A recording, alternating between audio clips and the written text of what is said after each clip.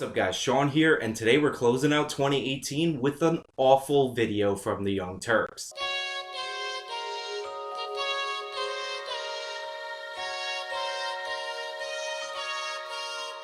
But before we get started, I want to congratulate my patrons Ryan and Lindsay on January 1st of 2019. They're getting married. I wish you guys all the best in your marriage, and I want to thank you for being patrons of mine, and I want to thank you for telling me that you're getting married. I don't talk about this a lot, but the direct communication that I've been allowed to have with my patrons has been genuinely moving this past year. Now that we got that out of the way, let's get into the video. The reason I decided to talk about this video is because I find it uniquely annoying. A lot of you may not know this, but my background is in criminal justice, and probably the #1 reason why this channel exists, why it's called The Actual Justice Warrior, is for years I watched numerous news organizations like the Young Turks butcher criminal justice story after criminal justice story.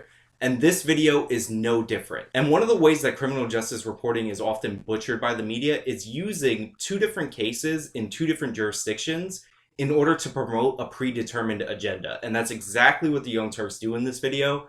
Except they have to lie about both cases, and I'm gonna show you where they're messing up. A wealthy ex-Baylor frat president has been given a giant sweetheart deal by prosecutors in the state of Texas. So right off the bat, we have food for the dummies in the audience. I mean, honestly, is the fact that he comes from a wealthy background and was the president of that fraternity the most relevant information you need to talk about to lead off this story? Or is the reason Anna decided to start off with that information is because all those things that she mentioned are adjectives that will make the dumb people in our audience say, that man bad. Fraternity, obviously a male organization, male bad. Wealthy family, obviously rich person bad. And although it wasn't in there yet, rest assured the fact that he's white will come up throughout the course of the video. After he was accused of raping a 19-year-old woman at a 2016 party thrown by Phi Delta Theta, the fraternity chapter of which he was the president, and the school was in Waco, Texas. Now, the district attorney's office dismissed the 4 counts of sexual assault in exchange for a lesser charge of unlawful restraint. So since that's not a sex crime, he will not have to register as a sex offender. He also will not have to serve any time behind bars. Now, this is the whole story. Anderson was initially charged with 4 severe charges, and he pled down to a lesser charge. Now, if you know anything, like the smallest thing about prosecuting cases in the American judicial system, this happens all the time. Prosecutors charge high whether or not they have the evidence to convict somebody in order to get the defendant to plead down to something, so that way they can walk away with some victory. Typically, if the evidence is strong, the defendant will plead down to a lesser count, but it will still be really close to the top charge. And if the case is particularly weak, they'll plead down to a weaker charge. This is prosecutorial strategy 101. There's nothing unusual about this unless the evidence in this case was particularly strong. Then there would be something to watch out for. Now, you would think because the Young Turks bills itself as a responsible media organization, that they would go over the facts of the case to determine whether or not the district attorney acted out of line in this case. The district attorney had apparently recommended that Anderson serve 3 years of deferred adjudication probation, pay a $400 fine, and go to counseling in lieu of jail time, and that's according to news reports in the area. The deferred adjudication means the charge would eventually be dismissed if he does not violate the terms of his probation. I'm just kidding, it's the Young Turks. We all know they're gonna lie, moralize, and grandstand. This is crazy. This is crazy. She was raped. She was raped. She was drugged and raped. She was drugged and raped, Jank. And almost died because she woke up choking on her own vomit. I don't know if you guys know this, but she almost died from waking up choking on her own vomit. And I'm outraged by this. Now, the prosecutors know that because they initially wanted to charge him with 4 counts of sexual assault. And the prosecutors know this because they charged them with 4 counts. It's not like they were doing the thing that I described them doing in the beginning. But in the note that they sent the victim, they said, well, we have a hard time prosecuting these and sometimes we don't win. Do you guys really think that's what the prosecutor's note to the victim said? Well, we 100% know he's guilty, but this case might be a little difficult to prosecute, so please go away, victim.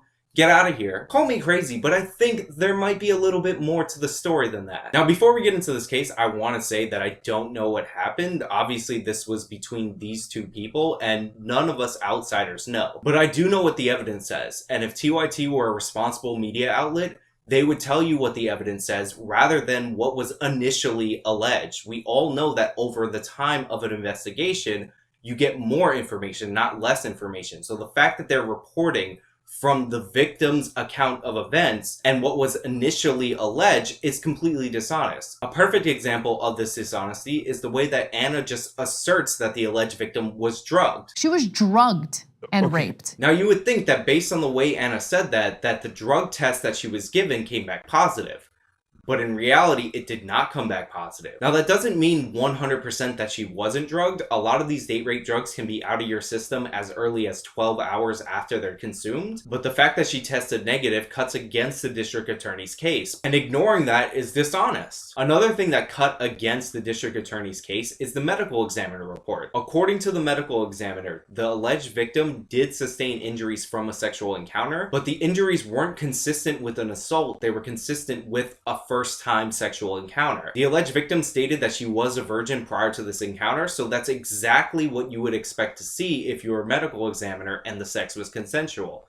That hurts the district attorney's case. The defense was also able to produce multiple witnesses that saw the alleged perpetrator and the alleged victim making out prior to leaving the frat party. Of course, you can consensually make out with somebody at a party and then later be assaulted by that same person, but to say that that doesn't hurt the district attorney's case is ridiculous. And finally, there's the claim that she was choked or choking on her vomit. And the issue with this claim in particular, as far as I could tell, is that this looks like a new detail introduced this year. And while anybody waking up choking on their own vomit is a powerful image, the fact that that powerful image appears to not be a part of the original complaint from 2 years ago is problematic for the district attorney. Now, I want to state once again quite clearly that I am accusing the Young Turks of lying, not the alleged victim in this case of lying. All I'm doing is showing you the evidence that the Young Turks refused to show you so that you can understand why a case like this might not make it to trial and might get a less than satisfactory plea bargain. But of course, Cenk and Anna have their own explanation. We're gonna get to in a sec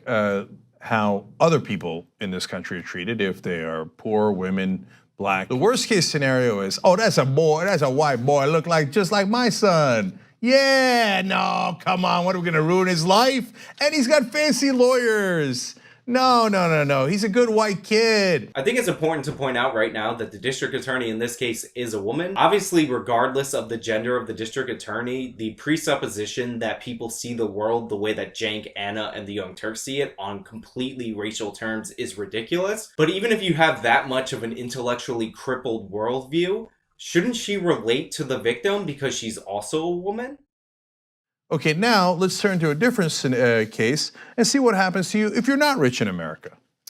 So there's a woman named SinToya Brown.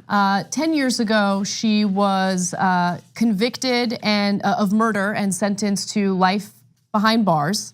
And the case is not as clear-cut as it sounds. I like how Anna says it's not clear-cut, but the way that the Young Turks are gonna present this story is so ridiculous and afactual, it's going to make it clear-cut, but clear-cut in favor of SinToya Brown. Was only 16 years old, and unfortunately, because of her circumstances, was pushed into prostitution. So mind you, she's a minor, she's underage, she's dealing with really rough times, and unfortunately is working as a sex worker. Now, we've talked about the SinToya Brown case in the past on this channel. Those of you who have seen the video where I talked about this know where this is going. But first, I want to point out that the SinToya Brown case was in the mid-2000s and in the state of Tennessee. So we're comparing two cases in two different states a decade and a half apart. He's brought into this house full of guns at the age of 16. So yes. What happens next? So let me give you the exact wording. So she was 16 when she killed a Nashville man who solicited her for sex, and now she must serve at least 51 years in prison before she's even eligible for release. I love how they tee this up in such a way to make her seem like the ultra victim in the story. Now I'm gonna skip ahead to where Anna describes the details of the case because that's the fun part. You should also consider the circumstances in which she killed someone, because the man solicited her for sex. She did not want to have sex with him. He had weapons in the house, and when she said no to him, he reached for his gun. And so she feared for her life, and she alleges that she reached for her gun to protect herself. She shot him and killed him in self-defense. First of all, wow. Just Wow, that was amazing, Anna. I'm gonna give her credit because at one point she said Cyntoia alleges this is how it happened, but with that small bit of credit aside, I can't believe she just presented the Toya Brown case that way. Almost everything Anna Kasparian just told the audience is complete and utter nonsense. I'm sure Cyntoia Brown does allege that the man that she murdered, and then robbed by the way, was reaching for his gun, but only the biggest hack non-journalist in America would take her word for it. Especially when the police found his body like this, laying on the bed with a gunshot in the back of his head. Cyntoia Brown killed the man while he was sleeping. 16-year-old girl who's being sex trafficked defends herself from a man who's trying to have sex with her. Well, that's murder and she should serve the rest of her life in prison. This is the two-tier justice system. They found his body with his hands like this and the gunshot wound was in the back of his head. He wasn't reaching for his gun, that's patently absurd. He was asleep and he was shot in the back of the head and then robbed. And one of the reasons she was convicted of murder is because she shot him with a gun that she brought to the scene. So make no mistake, this was a premeditated act. Her plan from the outset was to rob him. Now it's interesting because if someone like George Zimmerman follows Trayvon Martin in a gated community that his father lives in, provokes him, and then shoots and kills him, well, that's considered self-defense. She tries to contrast this to a third case, the Zimmerman case, which took place in Florida, and I think that was 5 years ago. I don't want to get too much into that, but there's way more evidence to support George Zimmerman than there is to support Cyntoia Brown. On the other hand, they're like, oh, you're a 16-year-old who was sex trafficked? Who cares? We're gonna throw the book at you and try you as an adult. That'll show you. You're gonna serve 51 years in prison.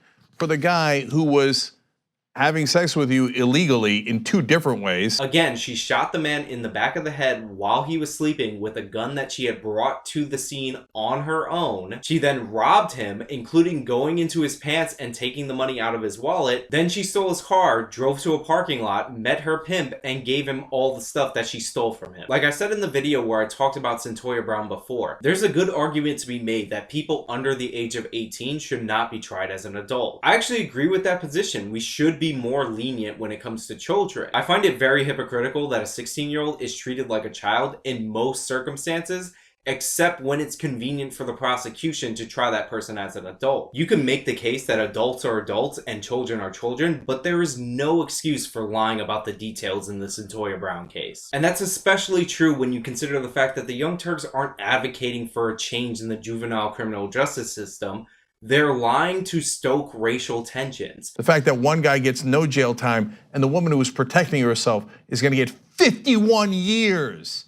It's an absolute injustice, and unfortunately we face that every day in America. The entire purpose of this video is for the Young Turks to mislead their audience to believing that this obviously guilty rich white man was let off the hook because he's rich and white, while this obviously innocent poor black girl was the victim and she was punished because she was black. When in reality, the first case that we were talking about was a he said, she said that you can argue about who's telling the truth, but you're not really gonna know as an outsider based on the evidence. But the Cyntoia Brown case is clearly open and shut. She shot the man in the back of the head while he was sleeping. She then robbed him, and she and the media are lying about the details even though there's clear evidence to show that her account of events is false. Anyway, that's all I really have for you guys today. Thank you so much for 2018, for watching my videos, liking, sharing. Thank you to all my patrons. Congratulations again to Ryan and Lindsay. I hope you all had a Merry Christmas, Happy Holidays, and have a great new year. This has been my last video of 2018. Till next year.